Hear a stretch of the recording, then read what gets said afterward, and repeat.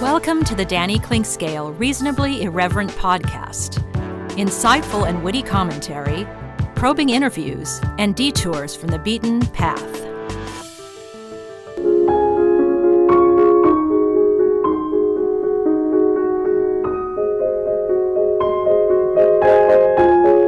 Welcome to Arts and Lifestyle Wednesday, presented by Cinematic Visions. And what you were hearing right there is the wonderful work of one Kenny Broberg. He just won in June the American Pianists Award from the American Pianists Association, one of the greatest awards in that particular realm, right up there with the Van Cliburns and the Tchaikovsky and others. And our other participant today is Stanislav Udainich. He actually won the 11th Van Cliburn International Piano Competition in 2001. He is an associate professor of piano and music at Park University, and that is where he and Kenny got together in 2016 after Kenny grew up in Minnesota, moved on to the University of Houston, and then came to Park University all along the way, racking up all kinds of tremendous performances and accolades in the world of piano. And these two have gotten together and created a great relationship between teacher and student. Two great musicians sharing and building and battling at times and looking towards the future as well. In winning that particular award, Kenny gets a variety of concert bookings as well as monetary awards as well. And we'll get into all of that, the competition, the joy, the passion for music, all of it straight ahead on Arts and Lifestyle Wednesday, presented by Cinematic Visions. It's our pleasure to speak with Kenny Broberg and Stanislav Udainich. More of Danny's Reasonably Irreverent podcast after this. Cinematic Visions has been an affordable solution for professional media production in Kansas City since 2003, offering award-winning video production and creation, as well as a wide array of digital and social media management services. From planning, scripting, filming, editing, and post-production, to delivering your product to a watching world, Cinematic Visions will provide professional and affordable services for you and your business with the necessary return on investment to make it all worthwhile. Cinematic Visions' goal is to unlock the power of storytelling through video and a strong online presence for your company. Beyond the numbers, they want to inspire and evoke your clients to feel and act. Let my friends at Cinematic Visions embed your brand where it belongs, in your customers' minds. You can find them online at cinematicvisions.com or with a quick phone call at 816-600-6300. Time to spend a few minutes with my good friend Jeff Dillon from Dillon's Heating and Cooling. And Jeff, what differentiates your company from others in the industry? Plain and simple, we're honest.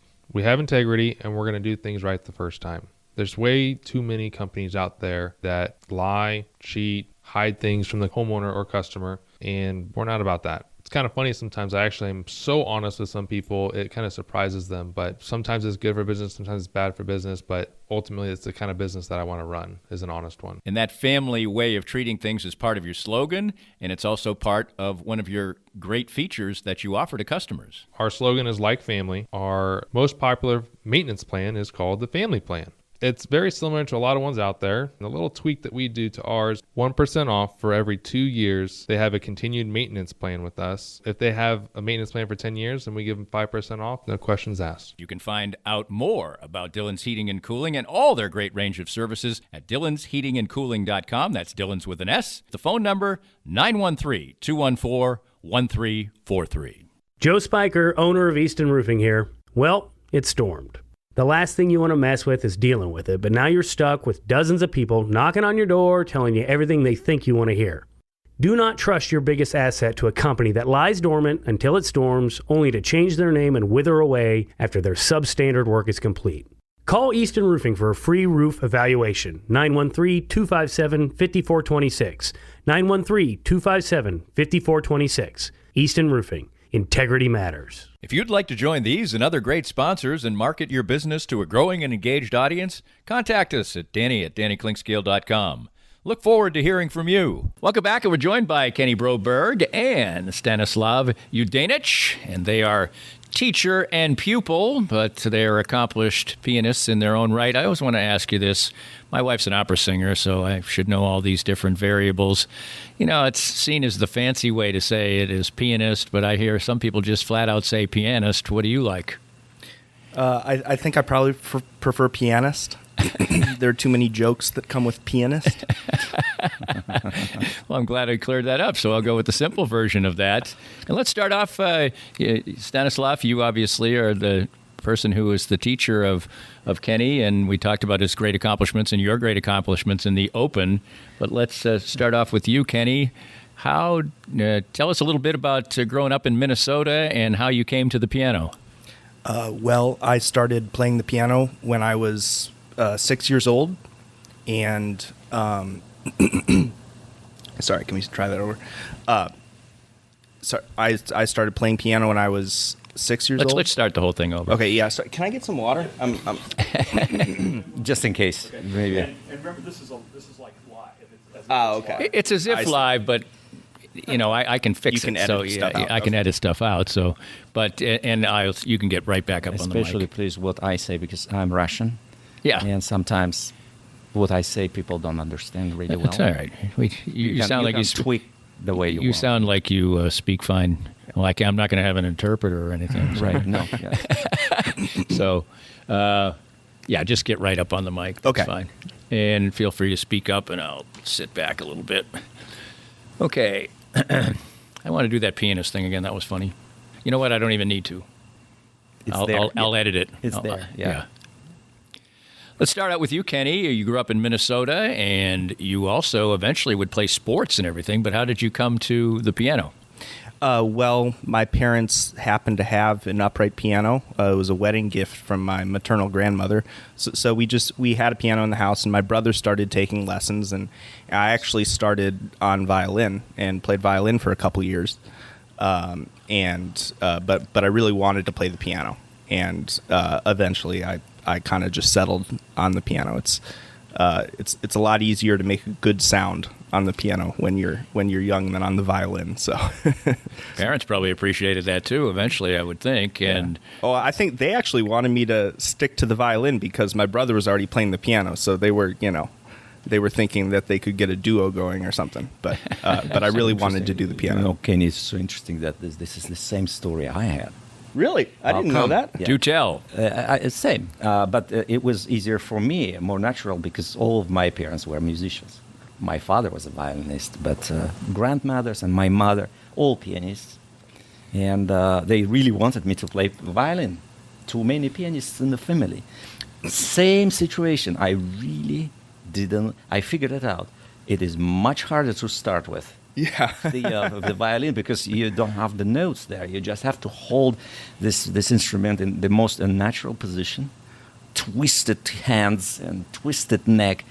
I was just crying. And this horrible squeaky sound coming out. By the way, my daughter is a great violinist. Even though it would be natural, I'm going to pause here so I know that this... Even though it's natural to speak to him, just speak into the mic. You're right. going to be off mic. You're fine. You're going to be off mic. Just look at me. Got it. Okay. I'm full of instructions here, so. So obviously, each one of you came to the piano in the way that we just heard. When did you feel, Kenny, like you had some aptitude for it? I'm not sure I ever thought about it like that. I just knew that I liked doing it and wanted to, keep doing it. And I was always pretty much just obsessed with music, and it's, pretty much all I ever thought about. Stanislav, you? My situation was again similar somewhat to begin with, but then different, because I saw and heard music in my home from the moment I was born, even earlier. My mother was playing exams at the conservatory. I was inside of her, right? So for me, it wasn't any mystery.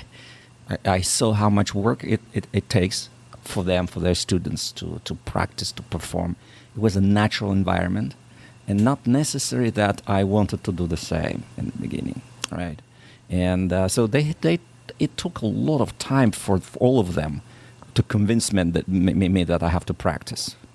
Yeah, so instead of being sitting on the piano, I would go under and do other things, whatever, but not playing. And I figured it out by the time I was 13. But before, of course, I played already before it when I was 10 with the orchestra and the recitals, whatever. But when I was 13, I started, I wanted to play it. because it was on stage. I played Greek concerto with the National Symphony. Something clicked in my heart. It was unbelievable how much pleasure I had on stage. Since that moment, they couldn't take me out of piano. But it was a little bit, 13 is not, it's a little bit late, I would say. Right, 13 wouldn't be considered a prodigy, for instance, at that point in time. Earlier. You see these kids now, 7 years old, they play. Right. So anyway, that's my story. So you mentioned you didn't feel like that you had that click moment, but obviously to rise to the levels of accomplishment that you have, there must have come a time where you looked around or people were telling you, you got something here, Kenny. Yeah, well, I think that I kind of realized that when I started doing competitions and doing well in them, that but I always had teachers that told me that I was good enough to do this professionally. I always had teachers that believed in me, from Stanislav to my former teachers, Nancy Weems and Joseph Zins, when I was growing up. So I always had their support, and they always believed in me probably more than I did myself. You played sports and would play sports in high school. It seems so almost unimaginable that somebody could balance. It's one thing to, you play basketball, then you play, hockey in a different season, or you play football, whatever. But to be good enough to play high school sports, but also to dedicate the time necessary to be an athlete, was that very difficult, or did you feel like that balance helped you out? Oh, no, it didn't at all. No, high school was, I didn't practice as much in high school. Yeah, but it was still, it was still good for me. Right. And actually I kind of had a deal worked out with the school. They had a piano there that I would use in the choir room, and I only had to take 3 classes. So half the day I got to practice, and half the day I went to class. You also would be a very accomplished competition pianist as well. I'll use pianist with him and pianist with you. How's that sound? Is that fair? How do you find what is the two things almost seem a little bit of a dichotomy? There's competition in any area of endeavor, yeah. But music doesn't seem to be maybe the same as playing a sport or something. Is it difficult to get into the competitive aspect of it? Yeah, no. You see, first of all, it's a complicated question. Yeah, whether these competitions are actually necessary in the music. They are not exactly. I wouldn't tell that they are fair, in a way, because if you take the sports, for example, and not actually all kind of sports, but most of them, you see who is the winner, and you see who is faster, right? In our field, it is very difficult to determine, and especially if we're talking about these competitions, the major music competitions. Of course, every competitor who passes, who gets accepted to come to compete, they are all great players. Yeah, and then there's a big jury of different tastes, different backgrounds, and they have to come up with one decision somehow, and that's always drama. It's like a lottery, right? And so there were pianists, like Vladimir Horowitz, for example. He didn't believe in competitions. He didn't want to hear about them. He never went to sit in the jury, etc. And I wish we would start our careers not making these competitions, but we would have great impresarios who would understand what real musician is, what the real talent is, and just start the careers without that. But unfortunately, somehow it became a norm that these big competitions, they help to start your careers. They help to make people aware of you, because, of course, there's now, especially, they're televised, they're in the social media, thousands of people looking, and managers are coming there, so it's easier for them to figure out. So it's part of the pressure on them, and part of the job is done by the competition jury. You understand what I mean? So Basically, what I'm trying to say that still the competitions today in music competitions, they are important. Depends which ones. There are thousands, right? You have to understand which ones. They can really launch your careers. Your career, yeah. For you, Stanislav, when you were moving from your teen years into adulthood, obviously that the things you just talked about was part of the process. But what determined your path as you were starting out in that direction? Since the beginning, I don't know. I think it's a love to what I'm doing. I always wanted to be on a great big stage. I also always wanted to be a real concert pianist, and my teachers and we were doing everything possible to achieve that goal. And kind of in my mind, I knew where I should be. Because, of course, it's a step-by-step process. You see yourself winning some little competition, then bigger. You see yourself traveling, that you see yourself in the major venues. You see yourself in Carnegie Hall, etc., etc., etc. And I believe that if you have that feeling, and you strongly believe, and you have a right team around you, you can make things happen. Kenny, you would be, I don't know, more of an American model, go to high school, then you went to the University of Houston. Talk about that part of your journey. Yeah, well, when I first went to college, it was really my first opportunity to just practice, just focus on music all the time. To the detriment of my other classes, actually, but I didn't care because I knew that this was my time to try to really get a lot better, and even in my first couple years at the University of Houston, I got a lot better. I learned so much of the repertoire that I still play, and really made tremendous strides. And started entering competitions then, and that really gave me the foundation that I needed to, go to, some of the bigger competitions like the Clyburn and Tchaikovsky, and it really gave me the foundation that I had when I came here to study. How did you get from Minnesota to Houston? Well, my teacher in Minnesota had sent a student to the University of Houston before to my teacher at University of Houston, Nancy Weems, and so that they already had a pre-existing relationship, and I auditioned everywhere, and got into big schools, big conservatories, but after meeting Nancy and talking to her and playing with her, I felt that was the right choice, and the money also lined up well for me there. So I got the scholarship offers that I needed, and it really turned out to be the absolute best decision. Nobody could have been a better teacher for me at that time in my life than her. How different is the European model, or you grew up obviously in what is now Uzbekistan? Are there differences? Is it more of a conservatory type thing? I mean, for instance, sports-wise, there are no sports in college in Europe, basically. Mm-hmm. It is club system. But so what is, on the musical side, what is it? If you get into the professional school, music school, first of all, they're since your childhood, they have this pre-college professional music schools with the vigorous testing. They know who they take because they are run by the government, okay? So the schools don't depend on tuition. That's a major difference, all right? They're not tuition-driven schools, okay? So because the budget comes from the government is set, they don't think about that they have to go after the client and bring whoever. And so the level is very high in the school because of that. And the number of students is very small. So they are able to do many classes for you.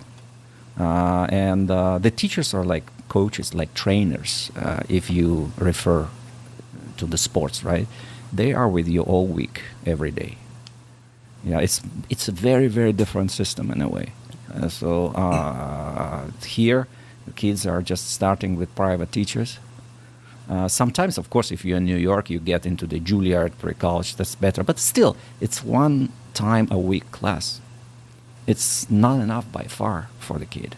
If you want to be a great musician, great performer. It's the same thing. Can you be an Olympian if you don't do this from your childhood every day, many hours? You can. Right. Absolutely. Kenny mentioned that he played, and I've mentioned a few times that he played sports. Were you super focused, driven on the piano, or did you have other interests that you had? Yeah, other things, and I like technical things. I like building stuff. Of course, I liked other things, not only piano. But then I said, it clicked, and then they couldn't even pull me out of it. And I was all day practicing and polishing my, abilities, and I wanted to be great. Well, obviously you were and are, and you did a lot of the competitions. You played in many of the places that you talked about. Right. What's the path that leads to teaching, and what maybe a different skill set do you feel like it is to, many, and I'll make more sports analogies here than I probably should, but that's where I come from. Many great athletes, and I know my wife's an opera singer, so I know that many great singers maybe aren't necessarily great teachers. Absolutely. What do you feel like drew you to it, and what do you feel like makes you good at it? You know what? I was thinking about that, how it comes. Yes, and you're right. There are so many performers of the greatest ones. They were horrible teachers. They didn't know how to teach. My passion for it maybe comes again from my family, because as long as I remember myself, I saw people teaching at home or at schools, everywhere. It was criticizing, teaching, analyzing, teaching. And maybe, I don't know, maybe it would give me comfort at the moment when I started teaching. But I also discovered that I can see through. I can see what is necessary to change to make it better. It's a kind of it's a strange thing. You just see it. And it was sort of natural for me and easy. Maybe I have a special, I don't know, what do you call it, gift for that. And I started to see results of my work. It's a complicated thing, of course. You have to understand many things. You have to know what are you talking about and why are you changing things in your student, and what can you do with every particular case, because they are all different, completely different. More of Danny's Reasonably Irreverent podcast after this. Hey everybody, Joe Spiker, owner of Easton Roofing here. For almost 10 years, we've been a locally owned and operated family business. At Easton, we work on every job with one thing in mind: integrity matters. I grew up in Central Kansas, was raised on the values of respecting hard work. We run our company every day on that value set. At Easton, we always make decisions based on the ethical, right thing for the customer. That's what integrity means to us. So if you have any questions about your roof, give me and my team a call, 913-257-5426, Easton Roofing. Integrity matters. We're here once again with Dr. Brad Woodall from Advanced Sports and Family Chiropractic and Acupuncture. Springtime, good weather's finally here. People want to stay active, and it's your job to make sure that they can stay active, and be healthy. Danny, we see a lot of not just weekend warriors, but people that every day are having that want to get back to activity. Whether you're starting with walking, jogging, or maybe that first 5K of the year, we want to help you out. We specialize in taking care of all ages, from kids all the way to grandmas and grandpas, but absolutely specialize in getting you back to full function and keeping you in great shape. So in short, how do we go about doing that? The first thing is to schedule a consultation with one of our doctors and therapists so we can see how you move and how you're supposed to move. Based on our assessment, we can put together a short treatment plan and a set of goals to help you both feel better, function better, and most importantly, stay better for this year and many years to come. Learn more at asfca.com/Danny. That's asfca.com/Danny. Hey everyone, this is Matt Llewellyn for the 23rd Street Brewery. Thank you so much for supporting local restaurants, especially through this pandemic. And you know what? We're almost through it. At the 23rd Street Brewery, we have brought in a few more tables. You can wear a mask if you want, or not. It's your choice. Other than that, we're open 11:30 every single day. So come see us at the 23rd Street Brewery in Lawrence. Let's have a brief conversation with David Schmidt from Pro Millennial. David, what differentiates you from other financial organizations? I would say the passion we have for seeing our clients succeed is probably paramount to what we do here. There's no joy greater than watching a client accumulate wealth. I had a client that I've had for many years was able to buy his dream warehouse. Nothing too extravagant, but we had a savings plan in place and was able to see him fulfill his dreams. And what else motivates you in this industry? Well, lately it's been finding out inconsistencies in the marketplace, ferreting out some more than questionable ideas out there that what we're seeing with Bitcoin and a few of these other cryptocurrencies right now. I'm in the opinion where if it's untraceable, it really needs to be regulated in a big way right now. To get more information and advice from David, visit promillennial.com or call 816-221-7775. That's 816-221-7775. If you'd like to join these and other great sponsors and market your business to a growing and engaged audience, contact us at danny@dannyclinkscale.com. Look forward to hearing from you.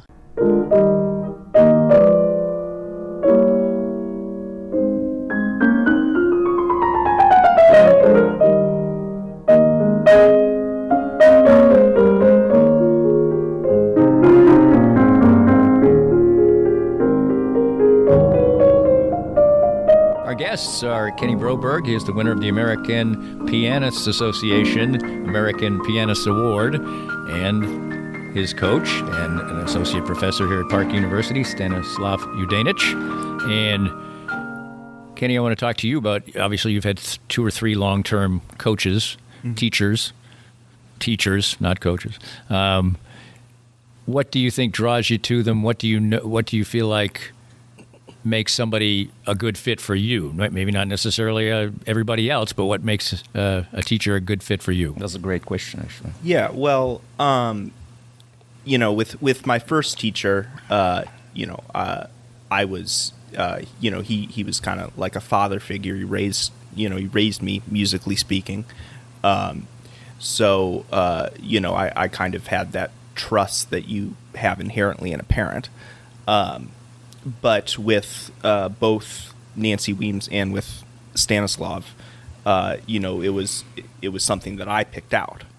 I decided to go study with them, and with both of them, I think that there's a level of intelligence and just respect to different people, knowing that different people need different things. Knowing what the student needs at that particular time. Nancy knew that I just needed to practice a lot and needed to learn a lot of different repertoire, so she pushed me to do that. She pushed me to learn music very, very quickly. And many teachers would have liked to, because I had a lot of success when I was studying with her. A lot of teachers would have kept me there, but she wanted me to go study somewhere else because she knew that was the best thing for me. So I came to study with Stanislav, and and he has a different approach for every student, and that's this understanding of how different people work. So I think that's what I kind of looked for in a teacher, and I kind of just stumbled onto a couple of really great teachers. I don't think it's that I did such a great job picking them out. I kind of was just very, very lucky. I'll let you both answer this question, but I'll start with Stanislav. Is he easy to teach? He's not. He's not the easiest to teach because he is the strong personality, musical personality. He's a character, and he's the person who never would accept anything unless it is absolutely explained. Emotional, whatever. Oh, that looks more beautiful. That wouldn't work there. Yeah, you need the structure. You need to convince him because he's already giving you a lot of all, and but somehow it worked. There's a story, of course, we met in Italy. I like to tell this story. When he came first time, he was to the academy which we ran in Italy in Lake Como, He came, wonderful talent, you can see right away. But you see, throughout the academy, he was taking classes. Then on the concert, he didn't change a bit, not even 1 millimeter. That was strange to me. And I told him, and then he disappeared. And to my surprise, he came back for the auditions to Park University. It was like 2 years after. No, it was almost directly after. Almost directly. Yeah, it was a couple months. Oh, really? Yeah, that's what. Yeah, strange. What do you mean by he didn't change one? He played as he played before the coming. I mean, when he started to have classes in this academy, and then we talked about that, and he was testing everyone. You see. So, would you agree that you're a bit of a problem child in that regard? No, I think I just need to trust, trust someone because I know that I know how to play, and that my ideas aren't, crazy, right? And I think not only trusting, but I needed to know that a teacher that I was going to, because I went there because I was interested in studying permanently with him, which I don't think he knew. But I needed to know that there was a level of flexibility, that there was going to be a give and take, and there absolutely was. Right. For each of you as such accomplished players, I don't know if I feel the thing that's great about for me when I talk to people who are as accomplished as you in other fields. I love music of all kinds. I said my wife's an opera singer. I love popular music. But I have zero ability. So I can always come to a conversation with people like yourselves with a completely blank slate and ask super simple questions and let the person who knows what the hell they're talking about explain them. Obviously, you're both highly accomplished technical pianists. But what creates your own particular style or version as you were talking about? Go ahead, you first, Stanislav. That was a great question. And the most important, actually. Yeah. Of course, technical abilities, these are athletic abilities. These are things that you can work out. You worked out if you're lucky to get, again, great teachers to know how to do it, practice a lot, having gifts, etc. But how to make the face your personal musical face, because that's a question. And this was interesting for me from the beginning, listening great pianists. And we're talking about piano because there are other musicians, right? It's a huge world, it's a universe. But we're talking piano right now. Rachmaninoff himself, Arthur Schnabel, Alfred Cortot, many others, Wanda Landowska. I was wondering why all of them had a different touch, different sound coming out of these LPs, etc. When I was growing up. Why it is so attractive? Why it is silver-like? Why it is so different comparing to the modern sound? And so this was the research of my life as well.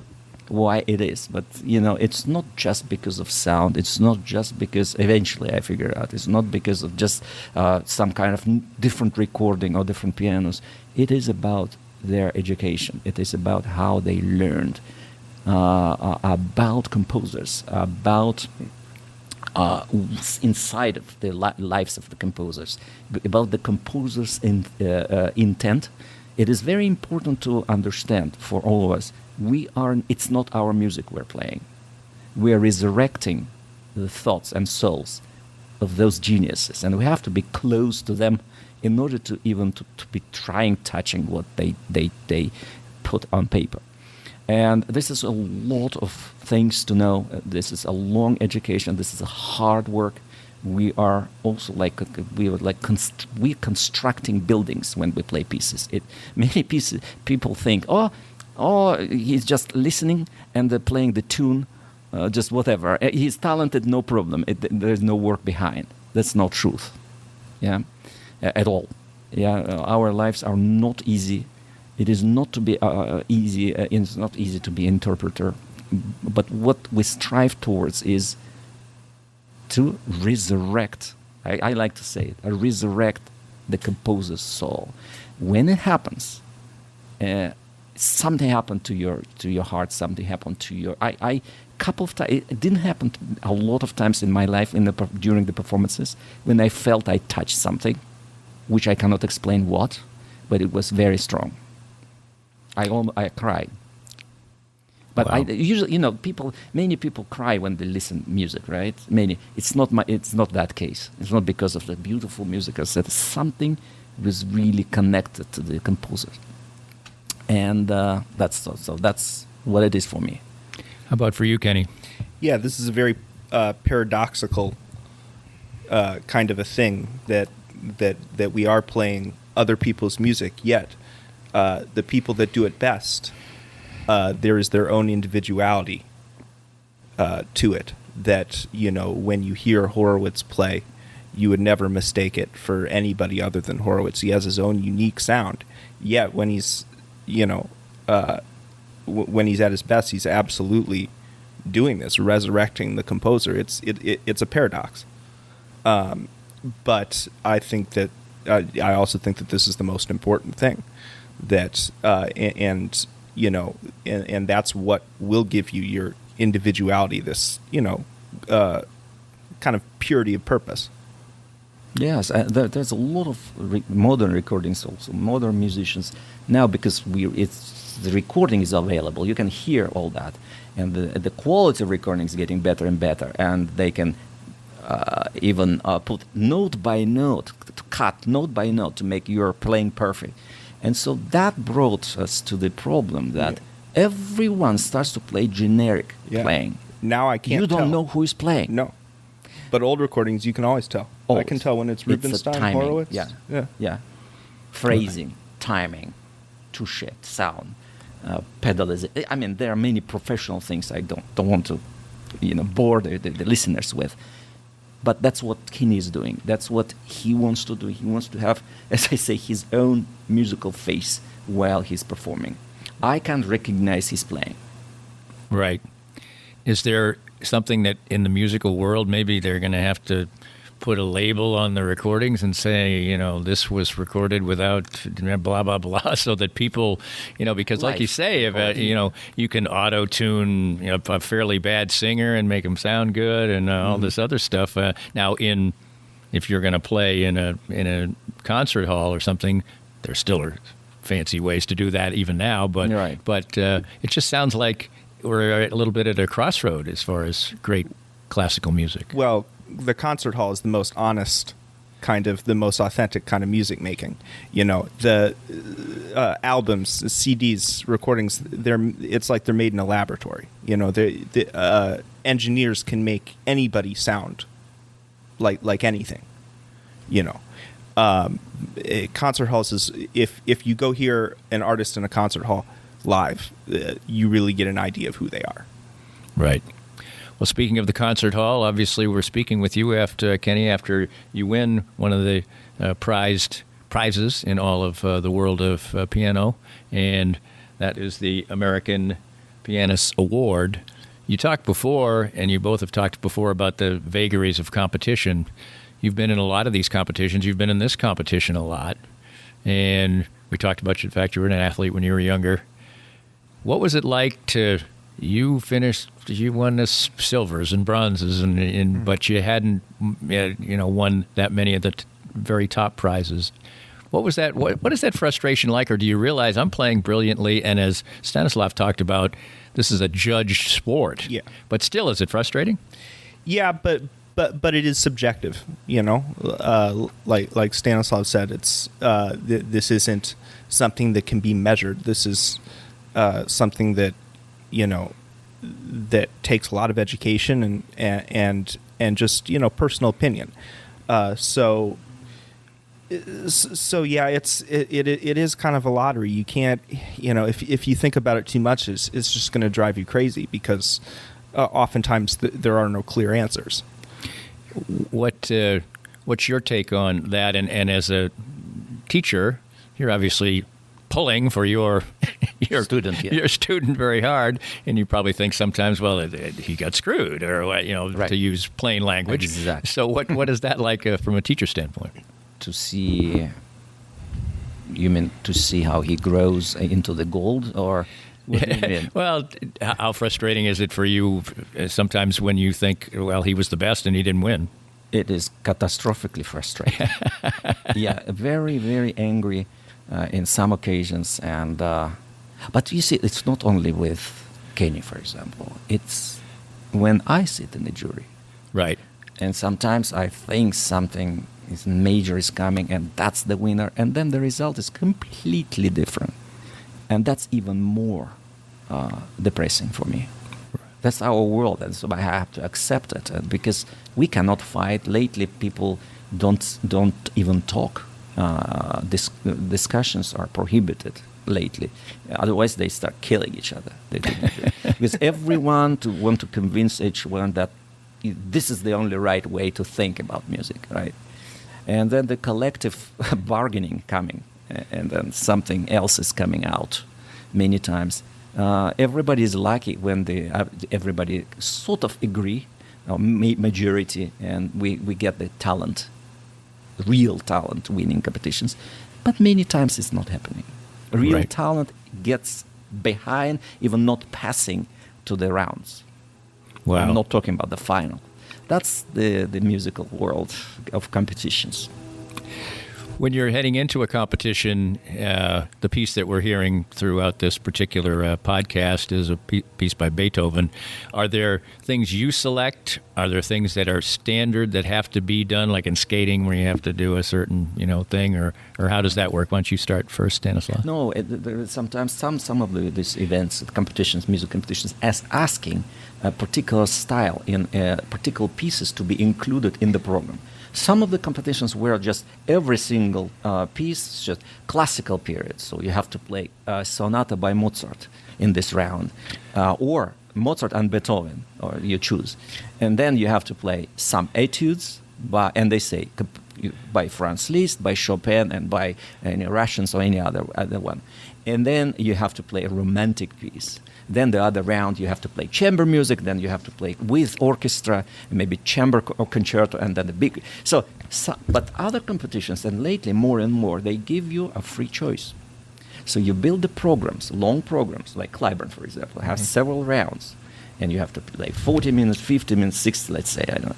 And if you pass, you play different programs, and you put yourself as an artist, a radio thinking artist. You have to give your best to the world, and to convince juries and the public that that's the best you're doing. That's how it works.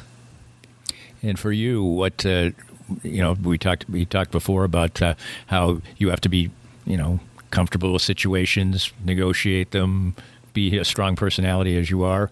What do you feel like when you're going into a competition, as far as when you have some latitude in what you're going to play?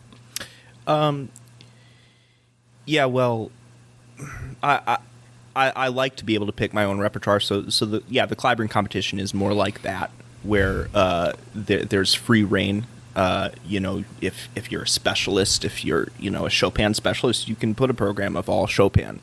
In the Tchaikovsky competition, for example, it's different. It's like the first kind of competition that Stanislav described, where there are certain requirements. They want to make sure that you can play different styles, which I also think is good. You should be able to play all the different styles, but at the same time, some people are specialists in different things. Some people are play Bach, and that's what they're good at. Right. So for me, I like to play all styles. I don't like to exclude anything, because every style has something about it, and every period of music has something about it that's special and unique, and that's interesting to me. In terms of picking music for competitions, I like to try to have as large a range of different styles as possible, and try to show as many different things as possible. We could go on for hours, and podcasts have a pretty free reign, but not hours. So I'm going to get towards the finish with this. What was it like to win? It felt good.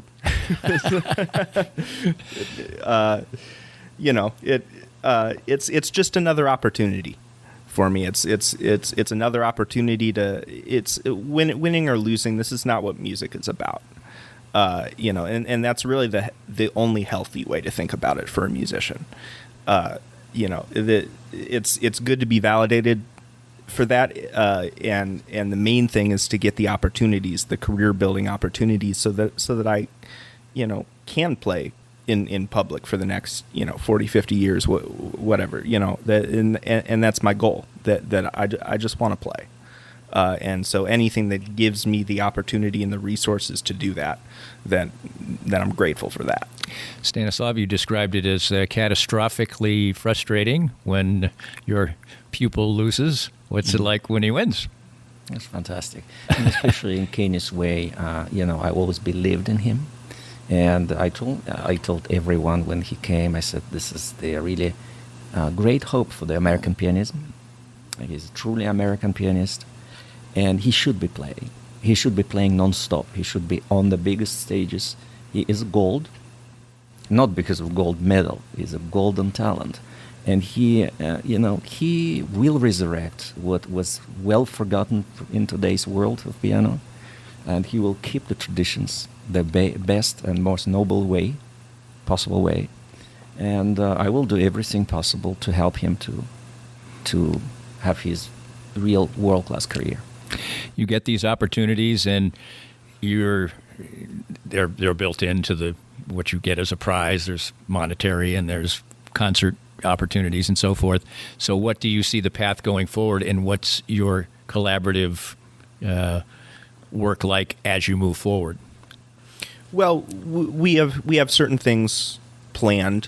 There's a recording that I'm going to do in November, and there are many concerts to prepare for. I think that there are lots of there's still lots of uncertainties, especially with the pandemic. Presenters are still hard to, they're still a little wary of putting on concerts, if they can even, make money or whatever. So, the future is never clear, but there are lots of good things happening now. And your side of it? My job is to keep the fire there, yes, no matter what. So we'll never let him or any other student to get out of, to get into their comfort zone. I'm just giving them, opening these walls so they always see the highest possible level and ready to impress the entire world. Absolutely, for that they need to keep working and hard, very hard, and I'm there for that. And finally, Kenny, where do you feel like you are right now? You've accomplished so much, but you got a long time ahead. You're a very young man. Mm-hmm. What's the feeling of satisfaction and the feeling of excitement looking forward? Yeah, well, I think it's better to look forward. That there's still a lot of stuff that I want to do. I just want to, keep getting better and playing more, and that's the main thing for me. Just describe the kind of joy you get when you're in the moment. Well, there really isn't anything. There really isn't anything like it. It's just knowing that this is what you do with your life, and that this is a gift that you can share, and there really just is nothing like being on stage playing the piano.